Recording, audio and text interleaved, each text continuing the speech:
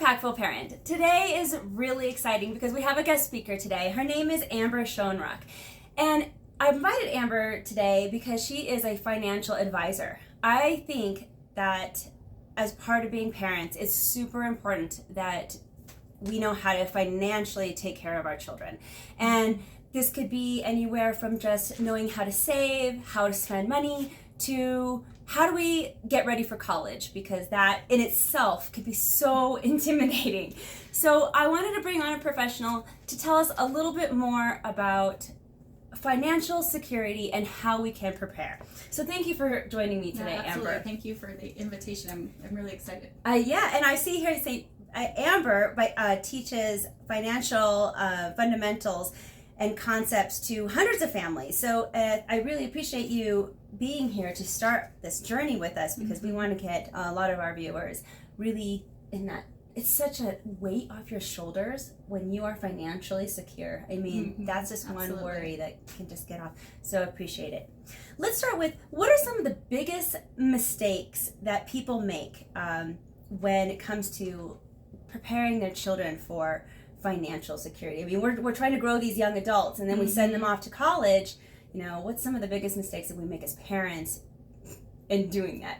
Yeah, so it's a great question, and I think one of the biggest mistakes we all make is not really understanding how money works and kind of putting it off to the side and I'll deal with it later. And I look at it also as, like you said, we're really trying to help our kids with their nutrition, with their education and all these things, but we oftentimes don't talk about money because we think it's either shameful or we just don't really understand it ourselves. And so I think the number one mistake people make is not understanding how money works.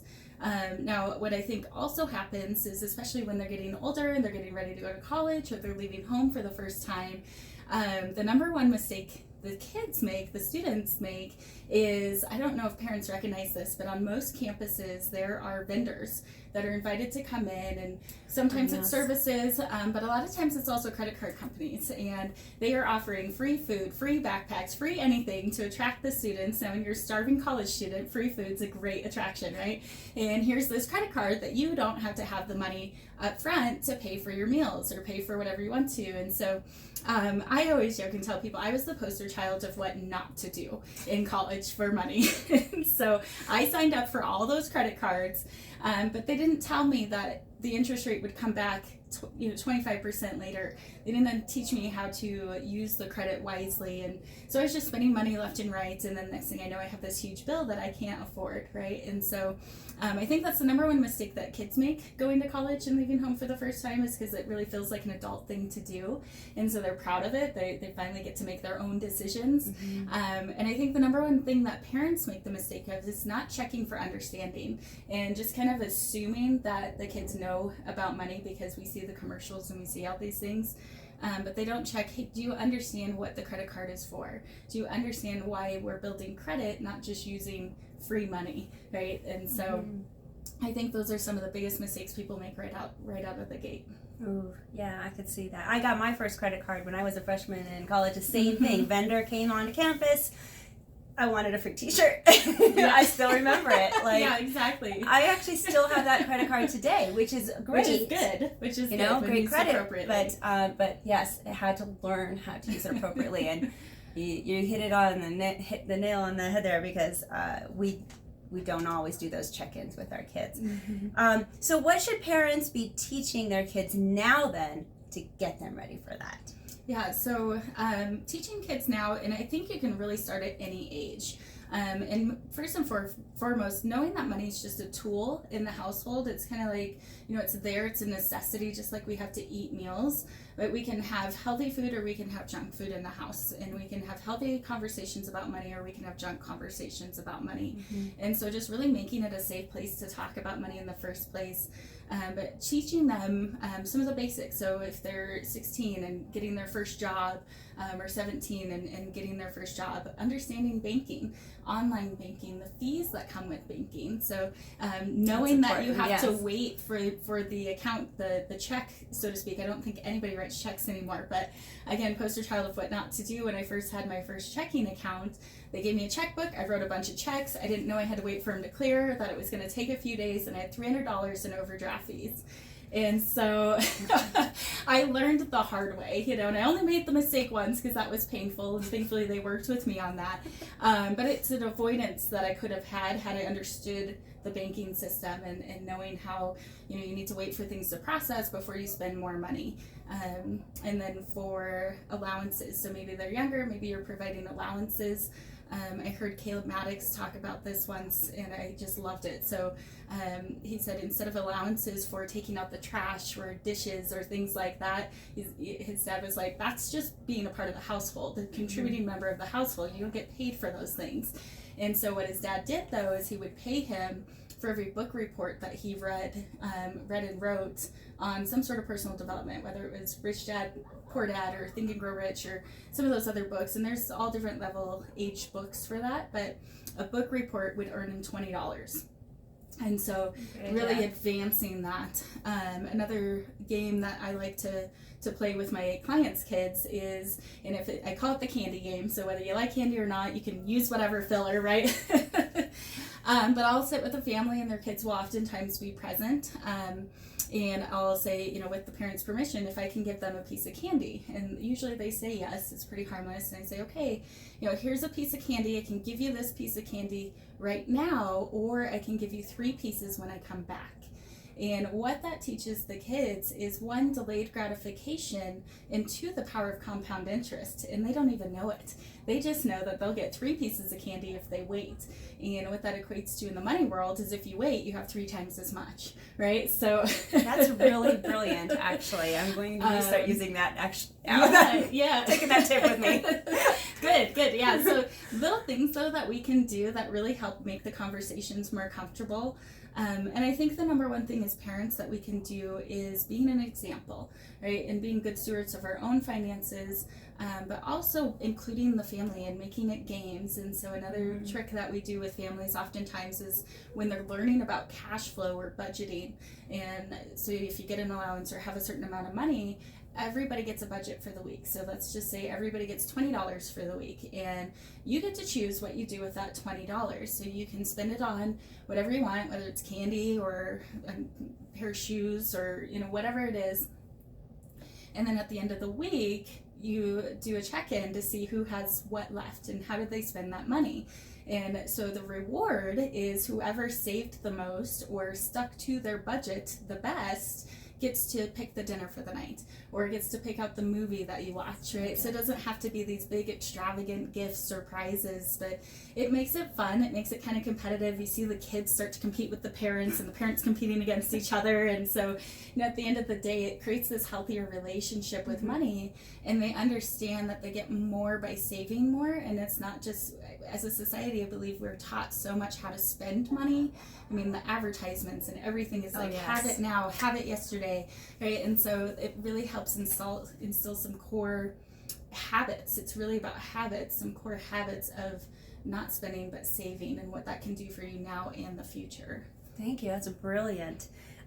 So then how can parents help set their kids up for college or for future financial security now?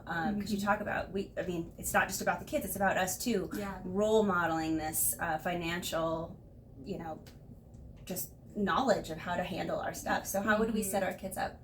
Yeah. Do you have any good recommendations? Yeah, so absolutely. I think, again, number one, education is everything. The number one thing that I see between wealthy and elite wealthy families and those who are more middle class, average families, which is my family, most of my family and friends, is that they do talk about money. They do have conversations about it, and it's not, money doesn't grow on trees, and no, you can't have it because it's too expensive or things like that. It's, if you want it, you have to figure out how to get it. Everything's attainable, but so having a different conversation around money, working with a financial professional to understand what your options are. So if it's for college, a lot of people have heard of or understand 529 plans. Those have pros and cons to them, and it's very specific per family. So, when have you started saving? And I think the best time to start saving is now, right? And regardless of how much it is, it doesn't matter if it's $10. I teach a lot of people to save $1 a day or $1 a week to create more habits. but sit with somebody who can help you look at the full picture and how all of the parts and pieces of a financial picture can help support what your goals and dreams are. And then lastly, something I'm actually really excited about, I just did this for my nieces, and it's what we call the $1 Million Baby Trust. And so with college, our kids may or may not go to college, they may join the service, they may get scholarships, there's a lot of things that can help pay for college if they go, and if they don't, hopefully someday it's actually free. I don't know if that will happen. That would be wonderful. That would be fantastic. I won't hold my breath though. Yeah. So there's a lot of things that they can do, but one of the things that we forget about is their future retirements and in the long term. We think about now, and so a couple of questions that I always ask parents to think about is, one, do you think Social Security is going to be around for your kids? Yeah, no, probably not.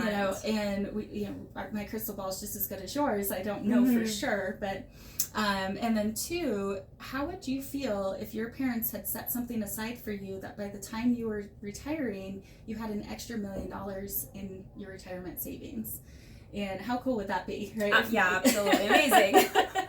And so I know we want to do the best for our kids, and we want to help them be successful as quickly as possible. And so we have partnered with a company called NetLaw that it's called the $1 Million Baby Trust.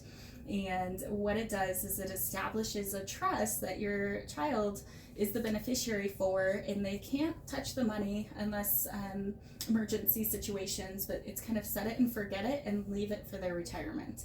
And so they have an extra, depending on how you've invested and funded and that sort of thing, $1 million, half a million, $2 million for their retirement savings. So it can very quickly over that time frame become super powerful for them and beneficial. And talk about leaving a legacy. You know what I mean? Talk about being there for your kids when you're no longer physically present, and giving a gift that continues on for them. So that sounds like a dream. And reasonable. So they're actually doing a discounted, it's $50 to set up a trust. That's a 90% discount right now. Wow. How long that lasts, I don't know. But I think it's a really powerful tool to help parents, not only for their kids now, but in the future as well. Wow, that's amazing.